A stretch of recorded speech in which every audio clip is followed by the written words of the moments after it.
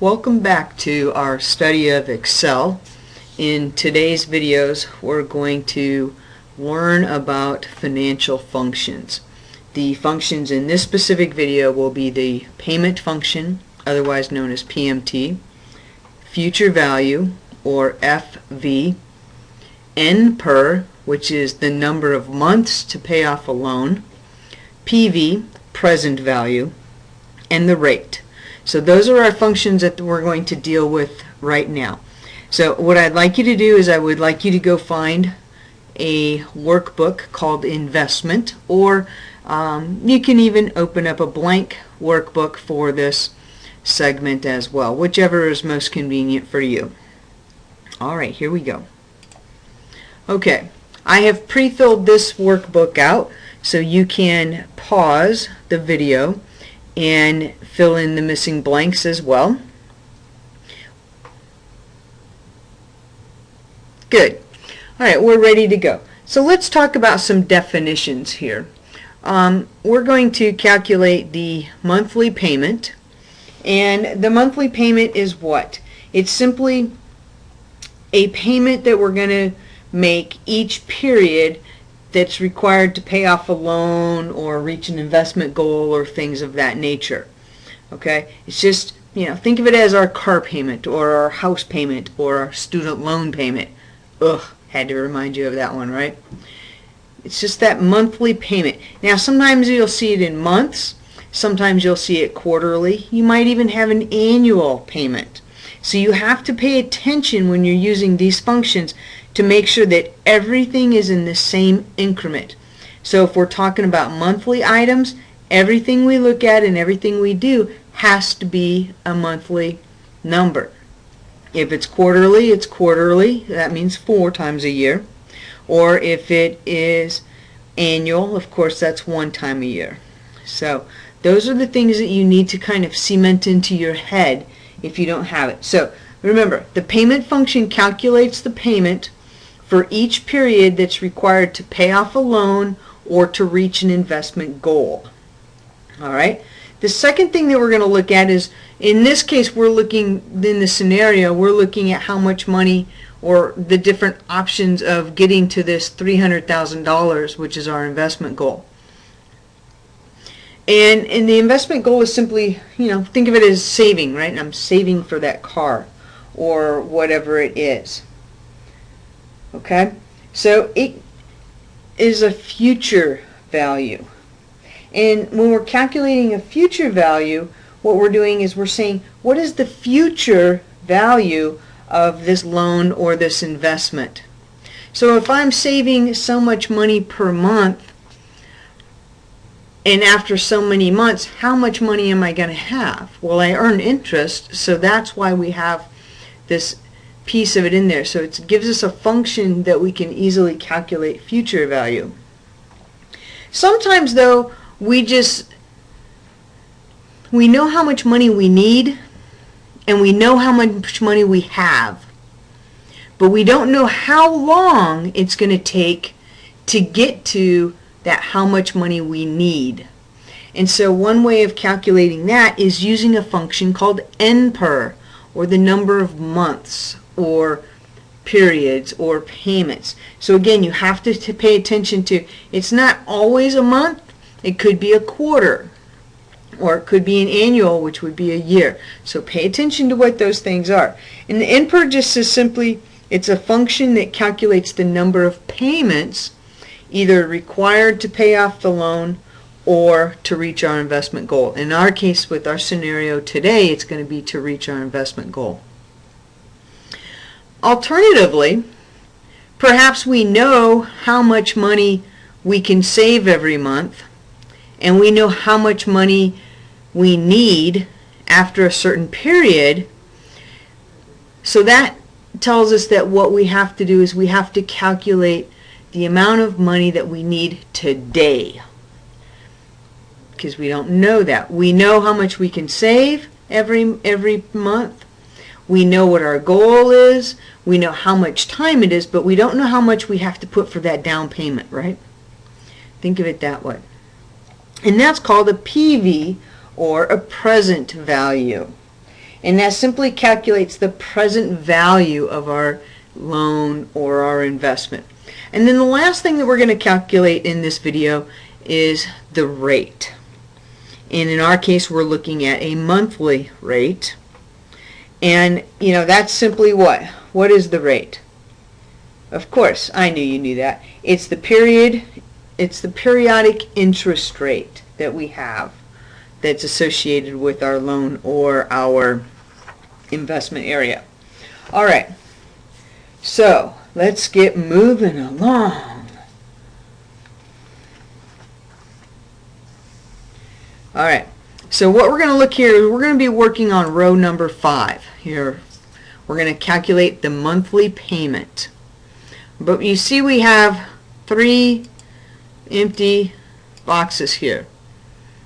Okay, so let's calculate the things that we need as we go along. So we have the annual rate, that's 5.4%. But remember, we're talking about a monthly payment. And we have 12 monthly payments per year that we're going to make. So my rate per month becomes a very simple formula, and it simply equals the annual rate divided by the number of payments per year. And we hit enter. So now you see we have a monthly rate. All right. Something very similar here, right? We have 18 months. That's our NPER for the moment on this line. Remember, we're only looking at line 5. We're calculating the payment. You'll probably see this again in some form, so you'll really want to understand and remember that I am only working on this row, only row 5. So how many years is it to do 18 months? Well, again, that's a simple formula, right? Equals what? The total number of months divided by the number of payments per year. So that should be 1.5. Okay, now let's come over here and calculate our monthly payment to see. So in our scenario, what do we want to do? We need to have $300,000 saved in 18 months, but we only have $100,000 to put down. So that means, what does that say? That says that we have to save $200,000 over the course of that 18 months. Okay, so let's add some conditional formatting here too. So highlight your cell for our monthly payment. Come up here to our conditional formatting. What do you think? Nah, I don't like that. Let's do this way. Let's do a cell style instead. And we'll do a cell style, and we're going to call this an output cell style. And you notice it just makes it gray. Okay, now let's calculate our function. Now remember, you can do your function however you want to get to it. The function that we're going to calculate is a PMT, or the monthly or the payment. So you can either do an insert formulas, right? It's on your formulas tab, and if you know where it is in your function library, you can get it there, which would be under financial. All right, be somewhere in here. Or you could click on the insert function button, or you could do Shift F3, or you could click on the insert function button right here in the formula bar. Alright, so we need a payment, so it's PMT, and we go, there it is. Alright, I'm going to slide this over here a little bit. Now we've done the payment function before, and if you remember, in the payment function that we calculated before, we only knew the rate, the number of months, and the present value. And I told you not to worry about the future value or the type. So here's the trick. If you have the information, you include it. So if you have the future value, you include it. If you don't have the future value when we're calculating our monthly payment, then you don't worry about it. Alright, here we go. What's my rate? Well, I'm calculating a monthly payment. So therefore I need a monthly rate. It's right here. Here it is. And we can tab down to our NPERs. That's how many months do we have? That's right here. That's 18. And our present value, we come over here. You'll notice that that present value is a negative number. And that's because it's money that we're setting aside. It's money coming out of our pocket, right? So it's an expense. And then we have a future value number. So we can put that 300 in there as well. And then we simply say OK. That gives us a number of $10,242.15. Well, in our scenario, we can't pay that much a month. So we're going to have to look at some other things. So let's look and see how much money we can save if we only save $7,500 a month. And let's see where we get. All right, so we're going to work on line 6 now, row 6. And we're going to work on the future value. So let's change that to an output cell again. So we will do cell style and output. Oh, but I don't have my monthly rate yet. So I need to put that in there. So we need to calculate our monthly rate. Do you remember? I knew you did. Equals the annual rate divided by the number of payments per year. 0.45, and we need to come over here and calculate the years, our time. Again, that's in equals and the number of months divided by the number of payments per year. So that's 1.5. All right. Let's calculate our future value. Just like we did on the payment, we insert our function, however you want to insert your function. And this function is going to be called what? FV, future value. Now if you can't remember it's an FV, you can always type it in here too. See, if I say future value and I say go, it's going to find the things that do that, and there it is. That's what I remember it being. Alright, I'm going to move this up just a little bit here so I like to slide things right underneath the row so that I get less confused. Okay, where's my rate? It's a monthly rate, so it's right here. And the number of months, what is the total number of payment periods in our investment? That's the NPER. So that's 18, isn't it? So that's G6. And now we look at our payment. Well, we decided we can only pay $7,500. So we're going to put that there. And if you notice again, we have a present value, so we're going to enter it. And here. So that tells us that in 18 months, if we start with $100,000 a month and we save $7,500 every month, after 18 months we'll have $248,000. Not a bad nest egg, right? Okay. That doesn't work either because I really need to have this $300,000 in 18 months. So let me see how long it's going to take me to save to get $300,000, okay? So that brings us to the next calculation that we're going to do, which is NPER. So that's on row 7. And so we're going to come over here to NPER, right? The number of months we have here. Let's go ahead and make that our output cell style. Okay. And let's set up the rest of these items. My monthly rate, you're getting the hang of this, right? Equals our annual rate divided by the number of payments in the period, in the year. And we may as well go ahead and set this up so that way it'll do it. Remember, again, another formula. It's the NPER divided by the number of payments per year. So right now it's 0, isn't it? Because we haven't done this. Alright, click back over here in our NPER. Let's insert our function and find it. Alright, let's go. Let's move these around a little bit. Okay, what is my rate? Remember, we're working on row 7. So there's my monthly rate.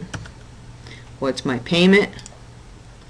My payment, my present value, and my future value. So all we're doing is filling in the boxes here. And that tells us that it would take us 23 or 24 months, right, if we round up. That's all we have to do. Alright, 2 more calculations in this section. Alright, so now that doesn't work either because I need to have this money in 18 months. And that's not close enough. So let's try something else. Let's say, how much money do I need to put down today if I can only save $7,500 a month, and in 18 months I need to have $300,000? So that means we're going to figure out our present value. So that's on row 8, our present value. Let's go ahead and do our cell style as an output. And we've got a couple empty boxes over here again. So let's calculate the rate, our monthly rate. And by now you know what that is, right? And you know how many years it is too, right? Let's get it all situated in here. All right. Now, let's calculate this present value. Insert your function, and we want PV, or present value. Let's move this down a little bit. All right. What's my rate? My monthly rate is right here. My NPER is at 18 months, right? Because that's all I have. And I'm giving $7,500 a month, and I need to have $300,000. So that says I need to, ooh, that's a lot of money. I don't have 147,000. I only have 100. Okay, one more calculation. Let's calculate a rate. What is the interest rate if I need to earn on my investment if I'm going to start with $100,000 and in 18 months I want to have $300,000, but I can only invest $7,500 a month? So let's figure out what that rate is. So, oh, wait a minute. I have an annual rate and I have a monthly rate box open. Which one should I be calculating in? Oh yeah, that's right. We're doing everything on a monthly, right? We have a monthly payment. So therefore that must mean we're going to calculate the monthly rate. So let's make that one our cell output. Format it.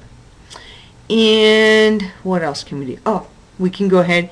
We can calculate this formula. It's just like we've been doing. Equals total number of months divided by the months in a year, 12. Alright, and our annual, what's my annual rate going to be? Oh yeah, it's just an easy formula too, isn't it? Equals what? My monthly rate times the number of payments in a year. And right now it should say 0 because we haven't calculated that yet.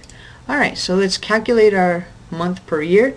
Let's grab our function, which is rate, and let's do it. Let's knock it out here, right? Okay. What's my NPER? Exactly. It's 18 months. What's my payment?